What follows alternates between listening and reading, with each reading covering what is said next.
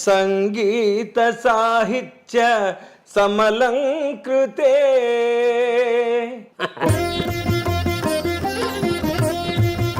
స్వాగతం. కానీ ఒక విషయం చెప్దాం అనుకుంటున్నా, సారు అలాంటివి వద్దురా,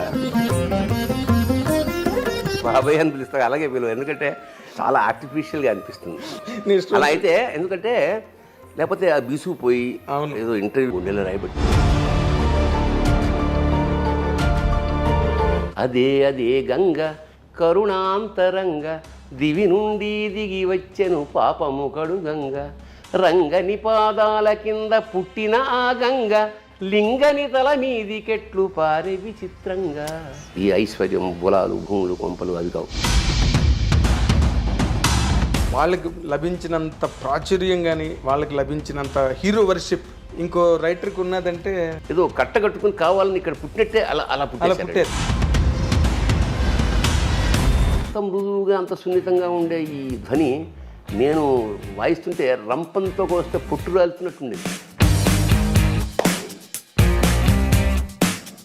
ఆటగదరా శివ ఆటగద కేశవ ఆటగదరా నీకు అమ్మతోడు.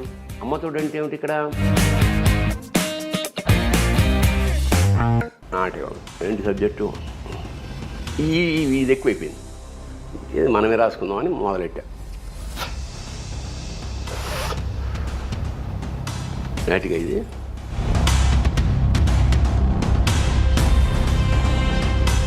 అసలు థియేటర్ దద్దరిల్లం కాదు, డబ్బులు వేశారు. అవును, నాకు గుర్తు. రంగస్థలం మీద డబ్బులు వేశారు. కానీ ఇక్కడి నుంచి సినిమాల్లోకి రావడం అన్నదే విపరీతమైన ఆకలి. ఎట్లా ఇండస్ట్రీకి వెళ్ళాలి? ఇప్పటికీ మాట్లాడుకుంటారు తెలుసా, నా చెల్లికి పెళ్ళి కావాలి మళ్ళీ మళ్ళీ. అలా నీ స్వయంకృతాపరాధాల వల్ల నువ్వు కెరీర్లో మిస్ అయింది ఏదైనా ఉందా? తాలుగా లేదమ్మా, కంచంలో భోజనం పెట్టలేదు సార్, అది వెయిటింగ్ మీకోసం షాట్. ఆకలి, ఇరిటేషను. ఏమైనా ఎప్పుడు మేము 7 అంటే 7కు ఉంటాం కదా, అనకూడని మాటే అన్న. అతను హర్ట్ అయిపోయి అక్కడికి జపాన్కి వెళ్తేప్పుడు ఎలా ఉంటాడు, చిన్న నిక్కరు ఇదే కదా. నేను అలా రోడ్డు మీద నేను ఇలా వెళ్తుంటే ఎవడో చౌకీదార్ బాహుబలి అన్నాడు.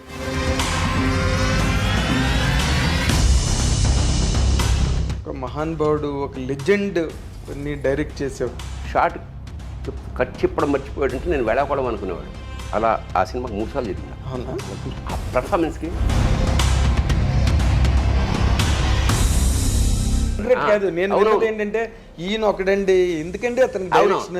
అక్కడ ఏ దేశానికి వెళ్ళినా నాకు ఫస్ట్ ఇన్విటేషన్ ఏమిటంటే, సార్ మీరు ఒక్కరోజు మాతో కలిసి భోజనం చేస్తూ. It's a great experience. It's a great. నా జీవితంలో 100% అదొక చంద్రయాన్. ఐ డ్రీమ్ ప్రేక్షకులకు స్వాగతం. ఇప్పుడు నేను ఇంటర్వ్యూ చేయబోతున్న ఒక వ్యక్తి కాదు, అదొక వ్యవస్థ. ఆ వ్యవస్థ గురించి మాటల్లో చెప్పడం కన్నా ఒక పాటలో చెప్పడం చాలా సమంజసం. సంగీత సాహిత్య సమలంకృతే. అది సంగీత సాహిత్య సమలంకృతుడు.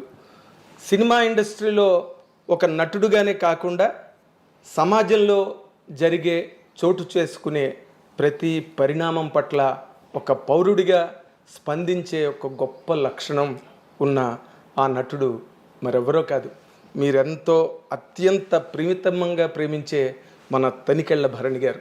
ఆయనతో ఇప్పుడు మనం ఇంటర్వ్యూ చేయబోతున్నాం. సార్ స్వాగతం. నమస్కారం.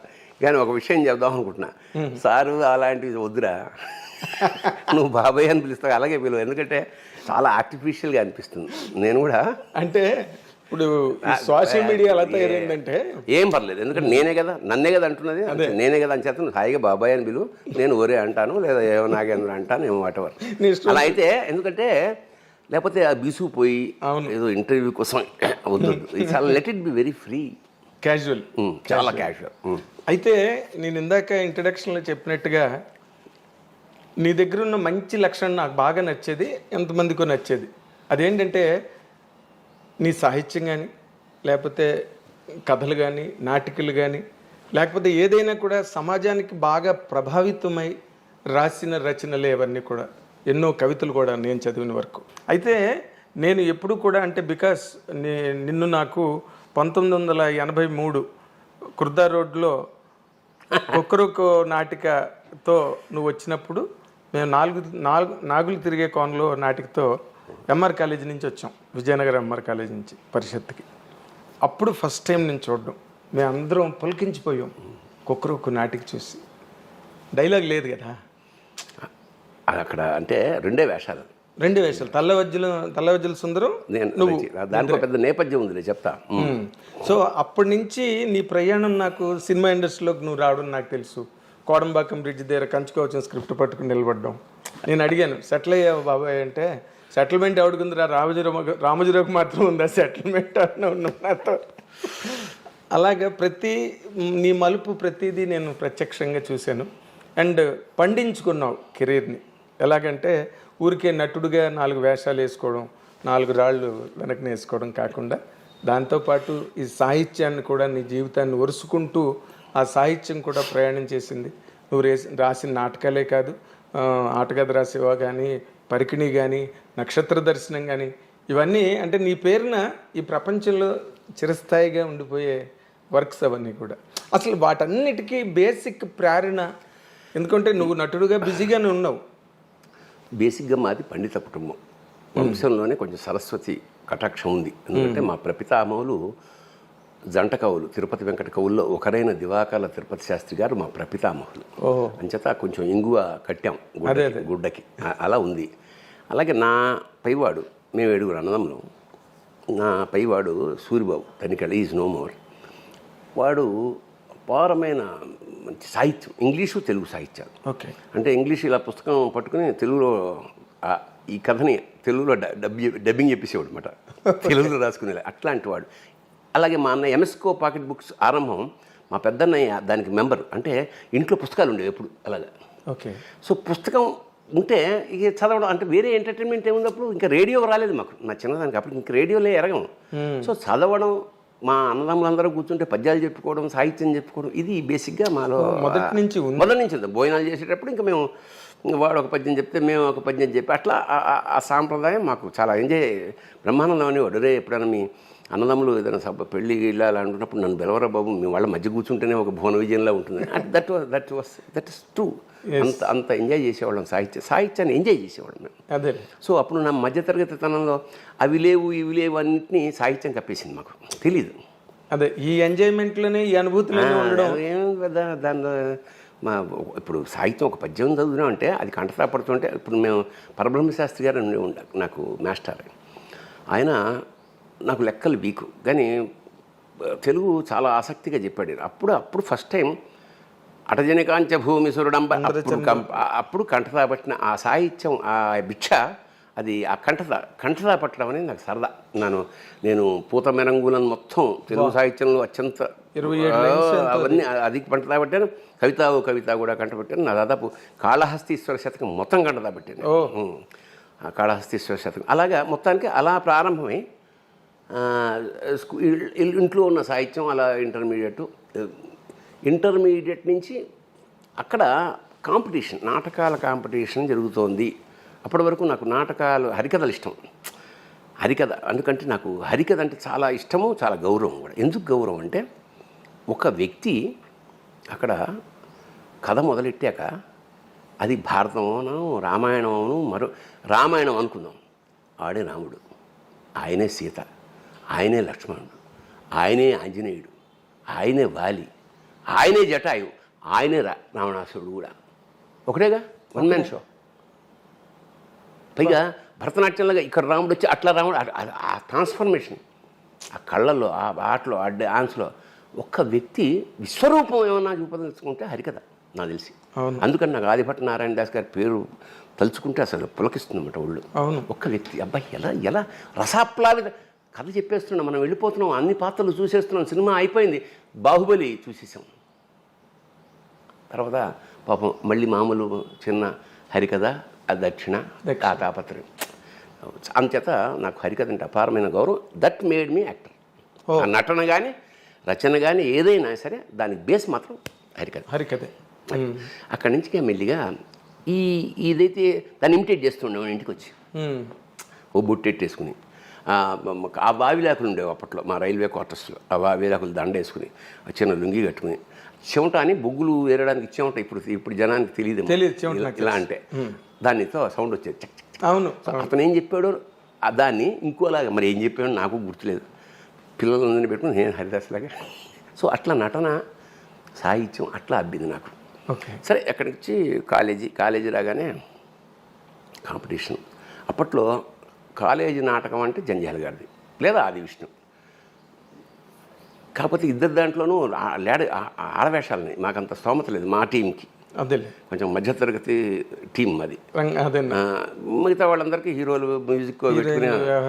సో అప్పుడే మా నాన్న రిటైర్ అయ్యి మేము అద్దె ఇంట్లోంచి వచ్చాము. రైల్వే క్వార్టర్స్ లాంటి అపారమైన విశాలమైన సామ్రాజ్యం నుంచి మధ్యతరగతి దీంట్లోకి వచ్చాం. అద్దె ఇంట్లోకి. అదేంటి నీళ్ళు ఎక్కువ పడుతున్నారు, గోడకు మేకు కొట్టారు, లైట్ అప్పుడే, ఇవన్నీ కొత్తగా మాకు. అది కదా రైల్వే క్వార్టర్లో మీరే రాజులు మహారాజులు. ఇదేంటిది ఇవన్నీ అనుభవాలతో అద్దె కొంప అని నాటికి రాశాను. నేనే డైరెక్షన్, నేనే యాక్టర్. అది సంఘీ కాలేజ్ ఆఫ్ కామర్స్లో బీకాంలో నాటకం వేసేటప్పటికి మాకు ఉత్తమ ప్రదర్శన మాకు ఆ నీరాజనం అందరు చప్పట్లు. ఆ చప్పట్లేరా ఆకలి కొన్న కళాజీ పచ్చభక్ష అంతే. ఇంకా అంతే. అక్కడి నుంచి మనం ఏదో ఇది కాదనమాట, మనలో ఇంకోటి ఏదో ఉంది అని ఇంకా వెతుకుతున్నాం. ఇంకా మనం అక్కడికే ఫస్ట్ టైం ఇంకా అందరం ఎవరైతే నాటకం వేసామో అందరం కూర్చుని నవీన కళామందిర్ అని ఒకటి స్టార్ట్ చేసి దీన్ని చీఫ్ గెస్ట్ అవని పిలుద్దాం అంటే ఆ పక్కనే దగ్గరలో రాళ్లపల్లి ఆర్వి నరసింహారావు గారు అని ఉండేవారు. ఆయన మా గురువుగారు రాళ్లపల్లి వెంకట నరసింహారావు గారు. ఆయన దగ్గరికి వెళ్ళి రిక్వెస్ట్ చేసి ఇట్లా సరిగ్గా ఆయన పెళ్ళి 16 రోజులు పండగ కూడా అవ్వలేదు, దాదాపు 13 రోజులు 12 రోజులు అయిందంతే. ఆయన ఇంటికి మెట్లు ఎక్కుంటూ ఇలా చాలా పొడుగా మెట్లు ఉండేవాడు. ఒక వంట స్తంభంలా దాంట్లో వెళ్ళాం. ఇంకా అవికి ఇంకా పసుపు తాడు ఇంకా ఆ తిక్కుగా ఉంది. అయ్యా ఇట్లా మేము సమాజం వ్యవహరిస్తాం, మీరు వచ్చి అక్షింతలు ఆశీర్వదించాలి. సరే వచ్చి పరిచయం అయింది. ఏదో మా స్థాయికి బూంది చాయ్ తోటి నాటకం. ఇంకా మేము చిన్న స్కిట్స్ లాంటివి ఇప్పుడు వస్తున్నాయి టీవీల్లో, అలాంటి స్కిట్స్ తయారు చేసి జబర్దస్త్ స్కిట్స్. 8 నంబర్ గల్లీ మా సీతాఫలం మండికి వెళ్ళే దారిలో 8 నంబర్ గల్లీలో మా తొలి ప్రదర్శన జీవితంలో. మా అంతటా మేము రాసుకుని మేము మేకప్ వేసుకుని మేము చేసుకుని వెళ్ళేటప్పటికి అక్కడ వాడు ఎవడైతే ఉంటాడో ఆర్గనైజర్ ఒక ఇంతలావు తెర కట్టేసాడు ముందు. ఇదేంటను అంటే మీరు వేస్తారు కదా, మేము వేయడం అంటే నాటకం అట్లా వేస్తే అది స్క్రీన్ కాదే, సినిమా కాదు, ఇది నాటకం అంటే ఏం చేయాలండి, తీసే బాబు అను. తీసేసాం. ఇంకా మేము మొదలెట్టాం. అంటే to be frank it is a slapstick comedy. అంటే మన చార్లీ చాప్లిన్ లాగా సెటిల్ కామెడీ కాదు, ఊర కామెడీ. అదే అరటిపండు తొక్కేసారు లాల్ అండ్ హాడీ యాక్చువల్గా. అసలు స్లాప్ స్టిక్ అంటేనే వాళ్ళు కర్ర ఇలా విరగ్గొట్టి వెదురుని ఇలా 4 ముక్కలు కొట్టేసి జోకర్లు పెట్టుకుంటారు. సరే అది ఇలా కొడితే చిల్క్ సౌండ్ ఎక్కువ, దెబ్బ తగలగానే sound. That is called slapstick, cheap comedy. ఈ సర్కస్లో పిల్లల్ని ఎంటర్టైన్ చేయడానికి జోకర్లు ఊరికే కొట్టుకుంటూ ఉంటారు. అవును. ఆ స్లాప్ స్టిక్తో కొడుతుంటారు కదా, ఆ సౌండ్ ఎక్కువ. అంత చీప్గా మేము అంటే మాకు తెలిసిన అది ఓవర్ చేయడం కదా, అతి చేయడం. అది విపరీతంగా నవ్వుతున్నారు పిల్లలు, చిన్న పిల్లలు, వాళ్ళు వీళ్ళు. కానీ కట్ చేస్తే ఆయన వచ్చాడు ఆర్గనైజర్. రైట్ మీరు ఆపండి ఒక్క నిమిషం అని స్టేజ్ మీదకి వచ్చి, ఏమా నేను మజాక్ చేస్తుండ్రా, అరే ఎంత కష్టపడి నాటకం ఆడితే నవ్వుతారేం, ఏమరా నోటి మీదలే ఏమి అది సూర్యండి సార్ అంటే మేము మేము వేస్తుందే వాళ్ళు ఎంటర్టైన్మెంట్ చేయాలి, వీడెవడరా బాబు అని. ఇట్లాంటి స్థాయి నుంచి ఇది చూశాడు మా గురువుగారు. సరే ఓకే ఆర్టిస్టులు పిల్లలు పనికొస్తారు అంటే యాక్చువల్గా టు బి ఫ్రాంక్ మా గురువు మీద కోపం వచ్చింది. ఎందుకంటే మాకు ఆయన నాటకాలు వేసుకుంటూ వెళ్ళిపోతున్నాడు, మేము ఇక్కడ ఆర్టిస్టులు సమాజం మొదలెట్టే చిన్న వేస్తున్నాం, మాకు ఎంటర్టైన్మెంట్ ఇవ్వడే, మాకు ఏదైనా అవకాశం ఇవ్వడా అని చెప్పేసి మేము ఇలాగ చిన్న మొదలెట్టేసాం. ఆ ఫోటోలు తీయడం అవన్నీ మెల్లిమెల్లిగా ప్రచారం అయిపోయింది. ఇంకా దీన్ని ఏమంటారు, నవరాత్రులప్పుడు 9 days బిజీ మేము. ఎక్కడ పడితే కారులో ఎక్కించుకుని తీసుకెళ్ళిపోయి ఒక చోట్ల కాబట్టి అది ఒక లోకల్గా వీడు లోకల్ ఫేమస్ అయిపోయింది. అయితే మా గురుగారు గుర్తించారు, టాలెంట్ ఉంది కానీ this is not the right way of expression అని చెప్పి ఆయన మమ్మల్ని నాటకాలకి ఆరంభించి ఫస్ట్ ముగింపు లేని కథ. అప్పుడు నాకు దాదాపు 23 ఏళ్ళు. నేను 80 ఏళ్ల ముసలివాడి పాత్ర. దాదాపు 100 షోలు వేసాను.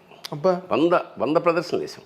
ఆల్ ఓవర్ మా ఢిల్లీ వెళ్ళాం, కలకత్తా వెళ్ళాం, కేరళ వెళ్ళాం. All over India all over ఇండియాలో తెలుగు నాటకం అంటే తమిళ నాటకాలు అంటే వేల సంఖ్యలో ఉంటుంది. తెలుగు నాటకం 100 సార్లు ఇవ్వడం చాలా గొప్ప. అందులో ఒక్కసారి 99 ప్రదర్శన ఆయన రాలా. అప్పుడే మేము ఆయన్ని చెన్నై పంపాం మేమందరం స్త్రీ అనే సినిమా కోసం. నాటకం రైల్వే కళా పరిషత్లో నాటకం. అది దాని పేరు ముగింపు లేని కథ, జీవన్ముతుడు అని కలిసి నాటకం. 2 గంటల నాటకం. 2 గంటల్లో కనీసం గంట సేపు ఆయనే మాట్లాడతాడు. ఇప్పుడు ఆయన ఇంకో 1 వీక్లో రావాలి. అక్కడి నుంచి టెలిగ్రామ్ పంపించాడు, God bless you, all the best, I'm unable to come, షూటింగ్లో ఉన్నానని. మా గుండెలో రాయబడిపోయింది. ఎంట్రీ ఇచ్చేసాం. రైల్వే కళారంగం ప్రెస్టీజియస్. నేనేమో తాత వేషం, మల్లాది విజయలక్ష్మి గారు ఆవిడ భార్య వేషం అన్నమాట, రాళ్ళపల్లి గారు. అందరూ మాట్లాడుకోరే నువ్వేసేరా అంటే మా గురుగారు మంచి సాంప్రదాయం ఏంటంటే ఎవరు రాకపోతే ఆ వేషం పక్క వాళ్ళతో వేయించేవాడు. అట్లా నాకు అన్ని వేషాలు అందరూ అన్ని వేషాలు వేసే స్థితి వచ్చింది. కానీ ఈయన వేషం ఎవరు మాకు పక్క నుంచి చూస్తున్నాం తప్ప ప్రవేశించి వేద్దాం అనేది. అక్కడి నుంచి 7 days రాత్రింబగాళ్ళు నిద్రలో కూడా ఇలా అన్నప్పుడు లేచి డైలాగ్ చెప్పే స్థితికి నేను వచ్చానమాట. ఇంకా నాటకం ప్రదర్శన. ఇంకా ఒకసారి గురుగారికి నమస్కారం పెట్టుకుని వేసాం కళ. కట్ చేస్తే అందరూ బాగుంది. అన్ని నాటకం ఉత్తమ ప్రదర్శన వేరే దానికి వెళ్ళిపోయింది. అంటే రాళ్ళపల్లి గారి స్టాండర్డ్ లేదుగా మరి టీంలో. ఉత్తమ నటుడు తనికేళ్ల భరణి అన్నారు. ఆయన వేషం నేనేసి తర్వాత అది ఆ కప్పు ఏదైతే ఇచ్చారో తీసుకెళ్ళి ఆయన పాదాల ముందు పెట్టి, సార్ ఇది మా గురుదక్షిణ అండి, ఇంతకన్నా మేము చెప్పాం అట్లా. అయితే ఇప్పుడు చిన్న పాయింట్ ఇందాకలా నువ్వు చెప్తున్న దాంట్లో నాకు హరికథ నీకంత ప్రభావితం చేసి నిన్ను అంత ఇష్టపడే ఆ హరికథ నువ్వు ఇన్ని రాసావు, నాటకాలు రాసావు, కవితలు రాసావు, ఇన్ని రాసావు, ఆటకథ రాసావు, ఒక హరికథ ఎందుకు రాయలేదు బాబాయ్ నువ్వు? అంటే ఒకటి హరికథ రాయడానికి రెండో ఏంటంటే వాడికి నేను అది వేయగలిగిన కెపాసిటీ మనం వేయలేము. సంగీత సాహిత్య సమలంకృతి అంటే హరికథ, ఎందుకంటే వాడు డ్యాన్స్ చేయాలి. ఒకటి కాదు, వాడు సమస్త కళారూపాల సమాహారం. వాడు డ్యాన్స్ రావాలి, చిడతలు కొట్టాలి, కరెక్ట్గా టైంకి ఎక్స్ప్రెషన్స్ ఇవ్వాలి, ఈ సంగీతంతో బ్యాలెన్స్ అవ్వాలి. ఇన్ని ఎవరికి అవుతుంది? అదే అంటున్నా. అంచేత అది అసాధ్యం. పైగా నేను రాశాను, ఎవరు వేస్తారు? నేనే వేయాలి. మనకు అన్ని విజయాలు రావే. హరికథ నువ్వు నటించకపోయినా బట్ నీకున్న ఆ స్వారస్యం అంటారే. నేను అదే నాకు అర్థమైంది. హరికథ రాయడానికి నాటకం ఎందుకు రాస్తాం? ఎవడన్నా వేయాలని. పాట ఎందుకు రాస్తాం? పాట ఎప్పుడు పూర్తవుతుంది? ఎవడన్నా పాడినట్టు. అంతే కదా, రాసి ఉపయోగం ఉంది. అట్లాగా దేన్ని. అయితే నేను హరికథ రాయలేదు, కానీ దాని మీద ఇష్టంతో శృంగార గంగావతరం ఒక గేయ కావ్యం రాశా. అంటే ఆ పట్టు అదే గంగ కరుణాంతరంగ దివి నుండి దిగి వచ్చెను పాపము కడు గంగ రంగని పాదాల కింద పుట్టిన ఆ గంగ లింగని తల మీది కెట్లు పారే విచిత్రంగా. ఇలా గకార ప్రస్తావం మొత్తం శృంగార గంగావతరణ మొత్తం రాశాను. ఓకే. అట్లాగా అది రాయకపోయినా ఇలాగా. బట్ ఇప్పుడు నువ్వు ఎలాగైతే ఆటగది రాసేవా, రాయడం నువ్వు పాడడం వల్ల ఎక్కువ పాపులర్ అయింది. అది రాయడం కన్నా కూడా. అంటే దానికి ఒక నేపథ్యం ఉంది. ఏమిటంటే నేను బేసిక్గా కవిని, కవిత్వం నాకు చాలా ఇష్టం. నేను ప్రబంధ కావ్యాలు, ఇప్పుడు మా నాన్నగారు చిన్నప్పుడు పెద్ద పండితుడు కాకపోయినా మా ఇంట్లో కుమార సంభవం, మేఘ సందేశం ఇవన్నీ ఉండేవి.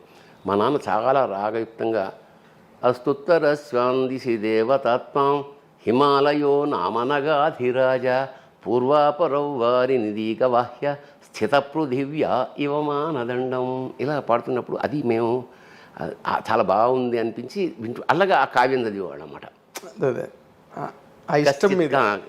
కశ్చిత్ కాంత విరహ గురుణా స్వాధికారా ప్రమత్వ శాపేనాస్తంగమిత మహిమ వర్షభోగ్యేన భర్తృ యక్షశ్చక్రే జనకతనయ స్నానపుణ్యోదకేషు స్నిగ్ధఛాయా తరుషి వసతిం రామగిర్యాష్.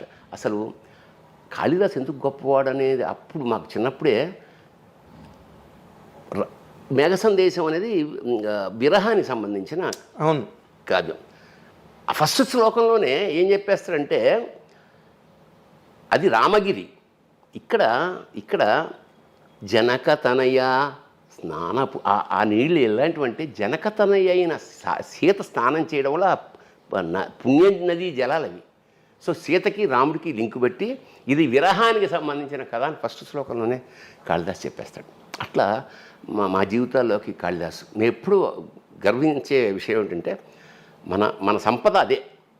ఈ పుస్తకాలే నా సంపద. ఈ ఐశ్వర్యం, బులాలు, భూములు, కొంపలు అవి కావు. ఎందుకంటే ఏ క్షణమైనా ఆ శ్లోకం చదువుకుంటే మనకు వచ్చే ఆనందం వేరే, అది వేరే మానసిక ఆనందం. అందుకనే సంగీత సాహిత్యాలు ఒక రాక్షస ప్రవృత్తి అంటే ఒక మృగమే కదా. మనిషి అంటే మృగమే కదా. ఆ మృగి నుంచి మెల్లిగా మార్చాలంటే వాడు ఇదర్ సంగీతము, సాహిత్యము, లలిత కళలో వాటిని సూట్ చేసి వాడిని మనిషిగా మారుస్తాయి.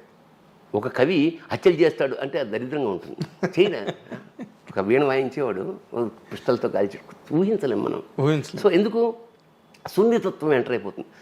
అందుకని లలిత కళల వల్లనే లేదా సాహిత్యం వల్లనే ప్రపంచం ప్రశాంతంగా ఉంటుంది, ఆనందంగా ఉంటుంది. సాయంత్రాలు ఇంకొక వేరే లోకాలు సృష్టించుకోగలుగుతాం. That is the very purpose of music, literature and music. ఇప్పుడు నార్మల్గా అంటే నువ్వు చెప్పిన దాంట్లోని నువ్వు ఫాలో అయ్యే మెథడాలజీలో ఈ సమాజాన్ని బాగా ఇన్ఫ్లుయెన్స్ చేసిన కవులు ఆ తరంలో ఉంటే తర్వాత తరంలో ఒక వేమన గారు కానీ, ఒక గురజాడ గారు కానీ, తర్వాత శ్రీశ్రీ కానీ వాళ్ళకి లభించినంత ప్రాచుర్యం కానీ వాళ్ళకి లభించినంత హీరో వర్షిప్ ఇంకో రైటర్కి ఉన్నదంటే దురదృష్టం. తమాషా చూసా, ఇప్పుడు నువ్వు చెప్పిన పేర్లన్నీ ఒక పీరియడ్ వాళ్ళే వీళ్ళందరూ. శ్రీశ్రీ, కృష్ణశాస్త్రి, చలం, వీళ్ళందరూ ఏదో కట్టగట్టుకుని కావాలని ఇక్కడ పుట్టినట్టే అలా పుట్టారు. ఆ తర్వాత మళ్ళీ అంత గొప్పగా అనేది ఇక ఎక్కడ గురజాడ నాటకం అంటే గురజాడ దగ్గర అయిపోతుంది. అదే అప్పుడు కాళిదాసు నాటకం అంటే గురజాడ పోవడం పోయిట్రీ శిష్య దగ్గర అయిపోతుంది. ఆ తర్వాత ఎంతమంది ఉన్నా కూడా అది ఆశ్చర్యం. ఎందుకంటే వాళ్ళ చిత్తశుద్ధి, నేను అనుకోవడం వాళ్ళ నిజాయితీ. ఇప్పుడు త్యాగరాజు స్వామి కానీ అన్నమయ్య కానీ ఆ కీర్తనలు రాశారంటే వాడికి ఎవరితోటి సంబంధం లేదు, రాముడితోటి తప్ప త్యాగరాజుకి ఎవరితోటి సంబంధం లేదు. నిధి ఒక కీర్తన అంటే అసలు జగదానందకారక అనే పదాల పోహళింపు ఉందే. జగత్తు మనకు తెలుసు, ఆనందం తెలుసు, కారకుడు తెలుసు. అది కలిపిన వాడు జగదానందకారక. ఒక్క వాక్యంలో మొత్తం వ్యక్తిత్వం అంటే దేవుడి వ్యక్తిత్వం, వీడి ఆర్ద్రత అంత ఏక వాక్యంలో చెప్పి అనుభూతి. ఏకవాక్య దాన్ని ఏమంటారు, ఏకవాక్య సంబోధనం, ఏకవాక్య మహాకావ్యం. ఏకవాక్య మహాకావ్యం. అన్నమయ్యుడు ఇంత మాత్రమున ఎవ్వరుదలచిన అంత మాత్రమే నీవు. అసలు నాకు అప్పుడు అనిపిస్తుంది అంటే మనకు నమ్మకం నీకు కొండంది ఉంటే ఆడు కొండంది ఉంటాడు. అవును, నీకు ఇంత నాకు అంతే ఉంటుంది. పొద్దున్న నుండి సాయంత్రం లేదనుకో, నువ్వే అంత బిజీ అయితే వాడు ఇంకా బిజీ. సో సాహిత్యంతో కానీ ఆయన మాట, అన్నమయ్య గారు రాసిన మాట నాకు ఒకటి ఎంత ఇష్టం అంటే, ప్రియుడికి రాసిన పత్రిక కాదు కదా అని. ఈ కన్నీళ్ళు, ఈ కళ్ళ చూపులు గుచ్చేసి ఆ నెత్తురుతో రాశాడు. అసలు ఎంత పోయిటిక్ సెన్స్ దాంట్లోని. ఊరికే భక్తి అవి నీకు మామూలు, నీకు ఊరికే కమలాకు చచూచు గంగు అది అసలు సుప్రభాతం ఎంత పోయిటిక్గా ఉంటుంది. అంటే డెప్త్ మనం సర్ఫేషియల్గా, దురదృష్టవశాత్తు ఈ జనరేషన్ సర్ఫేస్ పైన ఉంటే చాలు, పై మెరుగు వ్యవహారం. అందువల్ల కానీ చిన్నప్పుడు మేము చాలా ఇప్పుడు అమరకోశం చదువుకున్నాం, మేము అమరకోశం కావ్యాలు చదువుకున్నాం. ఒక్కొక్క వాక్యం చదువుతుంటే ఆగిపోయేవాళ్ళం. అవునా, ఏమిటి ఈ కల్పన, ఏమిటి ఈ ఎంత గొప్ప ఈ సాహిత్యం. సో అదంతా మాకు బ్యాంకులో వేసుకున్నామని, అందుకనే కావాల్సినప్పుడు తీసుకుని వాడుకోగలుగుతున్నాం. అవును చాసో గారు, నువ్వు చెప్పిన మాట, నీ ఏజీ, నీ ప్రయాణం, నీ ప్రారంభం అవన్నీ చూస్తే చాసో గారు వాయులేను అని ఒక కథ రాశాడు. అయ్యో అయ్యో కదా, అందులో సెంటెన్స్ రాశాడు, సంగీతం సాహిత్యం కనుక పిల్లలకి నేర్పగలిగితే అది వాళ్ళ యావజ్జీవ ఆనంద హేతు అవుతుందని. సెంటెన్స్ మర్చిపోను నేను. దీన్ని విజువల్గా చెప్తాను. నేను నేను చిన్నప్పటి నుంచి మాది రైల్వే క్వార్టర్స్ కాబట్టి ఎదురుగుండా మలయాళీసు, గుజరాతీసు, తమిళియన్సు, ముస్లిం, క్రిస్టియన్, ఒక మినీ ఇండియా అది. ఎదురుగుండా మలయాళీస్ ఫ్రెండ్స్ ఉండేవాళ్ళు. ఎక్కువ మలయాళ సినిమాలు, కళాత్మక సినిమా, చండా, చెమ్మీన్ అలాంటి సినిమాలు నాకు చాలా చిన్నప్పుడు 10వ క్లాస్లో ఉన్నప్పుడే అవి చూసేసా. అందువల్ల ఆ ప్రయాణం చూడు తమాషాగా. కమర్షియల్ సినిమాలు చేస్తున్నా కూడా నా మనసంతా ఆర్ట్ ఫిల్మ్స్ పట్లే ఉంటుంది. అదే మిథునం వైపు ప్రయాణం చేసావు నువ్వు. దిస్ ఈజ్ అది బ్యూటీ అనమాట. పొయిట్రీని ఆనందించే స్థితి, ఆ కళాత్మకత, అది జీవితంలోకి ఎంటర్ అవ్వడం వల్ల నేను ఎన్నో ఆ మినీ ఇండియాలోంచి నేను ప్రయాణం చేసి వచ్చిన నాకు సాహిత్య పట్ల విపరీతమైన ఇప్పుడు ఎందరో మహానుభావులు, ఎంత గ్రేట్ లిటరేచర్ ఉంది దానిలో, ఎంత గ్రేట్ లిటరేచర్. దానికో రీజన్ ఏమిటంటే ఇప్పుడు ఈ ఇట్లాగా ఎందరో మహానుభావులు రాయడానికి కారణం ఏమిటంటే నాకు సంగీతం పట్ల ఇష్టం అంటే మనకి ఎవరికి రాదు. మా ఇంట్లో ఎక్కడ సంగీతం లేదు. సాహిత్యం అయితే ఉంది కానీ సంగీతం లేదు. సరిగ్గా నా ఇంటర్మీడియట్ ఆ ప్రాంతాల్లో గరిమెళ్ళ నరసింహారావు గారు, ఎస్ జానకి గారు బావగారు, వాళ్ళ అక్క సీతాఫలమండిలో ఉండేది. ఆయన అన్నమాచార్య కళాపీఠం ఏదో పెట్టాడు. ఆయన పెడితే అందులో అన్ని కోర్సులు, మృదంగం, వయలిను. నాకు మృదంగం నేర్చుకోవాలి ఎందుకు అనిపించింది, తూర్పు పొడమరా అనే సినిమాలో కమల్ హాసన్ మృదంగం వాయిస్తాడు. ఆ చేయి కట్టింది టంగటంగన, అది ఎంతో కన్నపి చాలా అద్భుతంగా అనిపించింది నాకు. నేర్చుకుంటే మృదంగం నేర్చుకోవాలని నేను గరిమెళ్ళ నరసింహారావు గారి దగ్గరికి వెళ్ళి 10 రూపాయలు ఎంత అప్పుడు అంతే. పెద్దయినా చాలా పెద్ద అమౌంట్ అక్కడ. సరే వెళ్ళి ఫండ్, ఇది నేను 70s సంగతి చెప్తున్నా. సరే రా కూర్చోండి, అయిపోయింది, కొట్టాం. మళ్ళీగా టక్క ఒక రోజు 2 రోజులు 15 రోజులు నెల ఇంటికి వచ్చి తలుపుల మీద ద్వారబంధాల మీద కొట్టేస్తున్నాడు. మీరు అద్దెకొంపర బాబు అనేది మా అమ్మ. అంతా సజావుగా సాగుతుందన్న క్రమంలో మా గురువుగారు కూర్చోబెట్టి, నరసింహారావు గారు, ఒరే 2 ఏళ్ళు 4 ఇంతే లెక్క, ఇలాగా 2 3 6 మృదంగం లెక్కలు అవి ఇవి ఒకటే అన్నాడు. నా గుండెలో రాయబడింది. నాకు లెక్కలు రావు. ఇప్పుడు 3 3 ఆడినా అప్పుడు 12 ఎంత అంటాడేమో అని చెప్పేది మానేశాను సంగీ. సో మృదంగం అలా ముట్టుకుని మానేశాను. తర్వాత బ్రహ్మానందం గారైనా ఒక ఆయన ఉండేవాడు, మన బ్రహ్మానందం గారు, వైలినిస్ట్. ఆయన దగ్గర కొన్నాళ్ళు వైలిన్ నేర్చుకున్నా. ఆ తీగల మీద ఆయన ఇలా వాయిస్తుంటే అంత మృదువుగా, అంత సున్నితంగా ఉండే ఈ ధ్వని నేను వాయిస్తుంటే రంపంతో కోస్తే పొట్టు రాలుతున్నట్టు ఉండేది నిజంగా. ఇంకా మనకి సంగీతం రాదు అని నిర్ణయించుకున్నాక, ఇక పెళ్ళయి పిల్లలు పుట్టిన తర్వాత వాళ్ళకి 5 ఏళ్ళు అప్పుడు ఇదే ఇంట్లో రమణమూర్తి అని ఒక ఆయన వచ్చాడు నా దగ్గరికి. సార్ నాకు సంగీతం వచ్చండి, నేను బేసిక్గా లాయర్ని, నాకు సినిమాలో ఏమైనా అవకాశాలు మ్యూజిక్ డైరెక్టర్గా. అది చూద్దాంలేండి, కానీ ముందు ఓ పని చేయండి సార్, నాకు సంగీతం అనుకున్నాను, నాకు రాలేదు, మా పిల్లలకి ఏమైనా నేర్పండి అన్న. నాకు నేర్పడం రాదు సార్, నాకు మీకు ఏమొస్తే అదే నేర్పండి అన్న. సరే పాపం ఒప్పుకున్నాడు ఆయన. పొద్దున్న 6 గంటలకు ఇక్కడే ఉండేవాడు, 6 గంటలకు వచ్చేవాడు. ఆయన వచ్చాక పిల్లల్ని లేపి మొహం కడిగి పాలు తాగేవాడు వచ్చేవాడు 7 అయ్యేది. ఎన్నాళ్ళు ఇట్లా ఆయన వచ్చా, మీరు 7ంటికి రండి, పర్లేదు సార్ పొద్దున్నే వస్తా అట్లా. వాళ్ళు ఒకవేళ 7ంటికి వస్తే వీళ్ళు 7ంటికి లేచేవారు. అందుకని నేనేం చేశానంటే ఇంకా ఖాళీగా ఉండడం ఎందుకని నేను నేర్చుకోవడం మొదలెట్టా. ఓకే, 6 to 7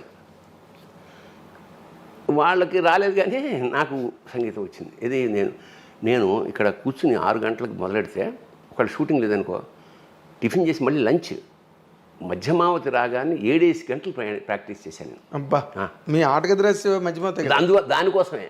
ఇది కార్యకారణ సంబంధం ఏంటంటే ఈ రాగం వంట పట్టేసి అస్థిగతం అయిపోయింది అన్నమాట. అది వచ్చేసి ఒకరోజు సడన్గా ఈ మన శబరిమలై శఖరం కూలి తెలుగు వాళ్ళు పోయారని అనగానే నాకు ఆ రాగం నాలో వెంటాడుతుంది కదా. అవును, అది దేవుడి దగ్గర కూర్చుని ఆటగదరా శివ అలా మనసులో ఆటగద కేశవా అని వచ్చిన తర్వాత ఏమిటిది, క్రీడార్థం సృజసి ప్రపంచమఖిలం అన్నారు ఆదిశంకర్లు. ఏమిటా ఆట, ఇలా చంపేయడం ఏమిటి అని చాలా బెంగతో అలాగా ఆటగదరా శివ ఆటగద కేశవా ఆటగదరా శివ ఆటగద కేశవ ఆటగదరా నీకు అమ్మ తోడు. అమ్మ తోడు అంటే ఏమిటి ఇక్కడ? శివశక్త్యాయుక్తో యది భవతి భక్త ప్రభావితం. అమ్మ శివుడు లేకుండా అమ్మవారు లేకపోతే అదే అన్నాను. అమ్మతోడు అంటే అదే మన అమ్మ అదర్ అమ్మతోడు కాదు, అమ్మతోడు. అమ్మతోడు ఆటగదరా శివ, అదే అమ్మతోడు కూడా నీకు ఆటకే ఆటగద కేశవ, ఆటగదరా శివ, ఆటగద కేశవ, ఆటగదరా నీకు అమ్మ తోడు, ఆటగదరా శివ. ఆటగద గణపతిని తిరిగి బతికించేవు, కళ్ళు మోయుట మొదటి ఆట నీకు.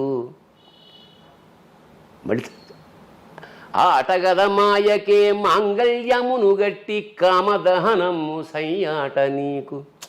ఆట బ్రహ్మకు సృష్టి అంతమే నీ దృష్టి, విష్ణుమాయలు కూడా ఆట నీకు.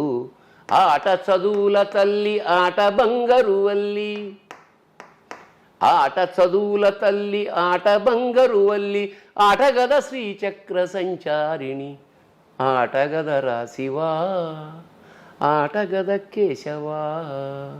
ఇది అదే రాగంలో ఒక 22 రోజులు జ్వరం. జ్వరం అంటే ఎక్కడ వచ్చినా అదే అదే అదే అదే ఫేవరెట్. రాత్రి పొద్దున్న నైట్ రాత్రి పక్కన ఇది పుస్తకం పెట్టుకుని పెన్ పెట్టుకుని పడుకునేవాడు అనమాట. ఓ రాత్రి వీళ్ళు వస్తే వేసేసి మావిడికి భయం వేసేసింది. వీడు పిచ్చెక్కింది. ఏమిటండి ఇలా పిచ్చెక్కినట్టు ఇలా అయిపోతున్నారు మీరు ఏదంటే, ఒకవేళ నిజంగా శివుడి పిచ్చి ఎక్కితే అంతకన్నా కావాల్సింది ఏమిటంటే, మొత్తానికి అది 125 రాక రాసి దాన్ని 108కి ఎడిట్ చేసి, అదే కదా 108 చేసి వేటూరి సుందరరామూర్తి గారు తీసుకెళ్ళి చూస్తే పులకించిపోయినా చాలా చాలా చాలా బాగుందైనా అని ముందు మాట రాశాడు. మాడుగుల నాగం శర్మ సంస్కృతంలో దానికి ముందు మాట రాశాడు. జొన్నవిత్తుల రామలింగేశ్వరరావు రాశాడు. అన్నయ్య సీతారామ శాస్త్రి ఒక పాట రాశాడు ముందు మాటగా ఒక పాటే రాశాడు. నాకు బాపు గారికి వినిపించా. పరమాద్భుతమైన బొమ్మేసి పంపాడు. అది అసలు నేను బాపు గారు ఎప్పుడు బొమ్మ వేసినా అలా అలా చాలా 1-2 గంటలు అంత చూస్తూ ఒక గంట తర్వాత మళ్ళీ ఫోన్ చేసి, సార్ మీరు ఆ కాలు ఇలా అన్నప్పుడు ఆ మువ్వలు ఆ గాలిలో తేలడం చాలా బాగున్నాయంటే, అవునా గమనించారా మీరు, బాగుంది అని. ఒక నెల తర్వాత నేను ఫస్ట్ వేసిన బొమ్మలో ఇలా తంతున్న బాలు కొంచెం దూరం అయిపోయిందండి భూమి. అంటే భూమిని బాల్తో ఆటగదరా శివ అనడానికి ఇలా గమ్మత్తిండి, ఆటగదరా శివ ఆటగద కేశవ కాబట్టి శివుడికి పింఛం పెట్టాడు ఆయన. అవును, ఎస్ ఐ రిమెంబర్. పింఛం పెట్టి ఆ కాలుతో ఇలా తన్నినప్పుడు ఆ భూగోళం ఫుట్బాల్లో ఉండే భూగోళం కొంచెం దగ్గరేసి రెండో బొమ్మ పంపాడు నాకు. ఒక బొమ్మ వేయడమే గగనం, అలాంటి రెండో బొమ్మ కూడా వేసి నాకు. సో అక్కడి నుంచి మా వీణాపాణి అదే ఆల్రెడీ ట్యూన్ చేశాడు కదా, దీన్ని చూస్ చేసి లాస్ట్ క్లైమాక్స్ మాత్రం ఆటగదనాలోని ఆత్మలింగేశ్వర నిత్య రుధిరాభిషేకము నీకు. ఆటగదనాలోని ఆత్మలింగేశ్వర నేత్రములే నేతి దీపములు నీకు. ఆటగదనాలోని ఆత్మలింగేశ్వర ఊపిరుల అగరు ధూపములు నీకు. ఆటగదనాలోని ఆత్మలింగేశ్వర 6 చక్రాలే పుష్పాలు నీకు. ఆటగదనాలోని ఆత్మలింగేశ్వర కుండలిని యజ్ఞోపవీత మీకు. ఆటగదనాలోని ఆత్మలింగేశ్వర నాసిరమే నారికేళమ్ము నీకు. ఆటగదరా శివ. రేవతి రాగం, రేవతిది రేవతి. అదే అది రావణాసురుడు వేదాల్ని స్వరపరిచినప్పుడు రేవతితోనే స్వరపరిచాడు. మనకు చాలా తక్కువ సినిమాల్లో. అంచేత అదే మొత్తానికి ఫార్మ్ అయిపోయిన తర్వాత ఇంకా మేము ప్రోగ్రామ్స్ మొదలెట్టాం. అతనే మాకు వీణాపాణి గారే హార్మోనియం, అవును, వఠ్యం వేణు మృదంగం, మా డాక్టర్ చేబిఎం శ్రీనివాసరావు తంబూరా. మీరు సాహిత్యంతో మీ ప్రయాణం, సాహిత్యంలో మీ ప్రవేశం ఎలా ప్రభావితం అయ్యారని చెప్పావు బాబాయ్. అసలు నాటక రంగం వైపుకి ప్రయాణం ఎలా జరిగింది, దానికి మిమ్మల్ని ప్రభావితం చేసిన పాయింట్స్ ఏంటి? అదే అవసరార్థం అద్దెకొంప రాశాను, అది అయిపోయింది. గురువుగారితో నాటకాలు. అవసరార్థం అంటే అద్దెకొంప అని మన కాలేజీలో నాటకాలు రాయమన్నారు. నాటకాల పోటీ కోసం రాశావు. అప్పుడు అయితే జంజాల్ది లేదా ఆది విష్ణు లేదా అతిల్ కృష్ణ? నాకు అక్కడ దాకా లేదు. అవును, ఇక్కడ వాళ్ళు కదా. అవును. ఇంకా ఏముందిలే, మా ఎక్స్పీరియన్స్తో నేను రాసేసాను. అది ఉత్తమ. తర్వాత అదే రాళ్లపల్లి గారి పరిచయం, అదే అక్కడి నుంచి అయిన తర్వాత రాళ్లపల్లి గారు సినిమాకి రంగానికి వెళ్ళిపోయాక మా పరిస్థితి ఏమిటి? మురళీ కళానిలయం రాళ్లపల్లి గారు పెట్టింది, ఆదర్శ యువభారతి, మన నంబూరి వీరన్నాథ్, దేశరాజ హనుమంతరావు, వీళ్ళందరూ ఉత్తమ ప్రదర్శనలు తీసుకుంటుంటే మా రవీంద్ర భారతి మెట్ల మీద కూర్చొని ఏడ్చేవాళ్ళం. మా గురువుగారు వెళ్ళిపోయాడు, రాసేవాళ్ళు లేడు. అప్పుడు గంటి బాబ్జీ అని నా ఫ్రెండ్, వాడని నువ్వేదా అయిరా ఇదొకటి ఎమర్జెన్సీ. మేము వేరే రచయితల దగ్గరికి వెళ్ళాం. నాటకం ఏంటి సబ్జెక్టు, ఇది ఎక్కువైపోయింది, ఇది మనమే రాసుకుందామని మొదలెట్టా.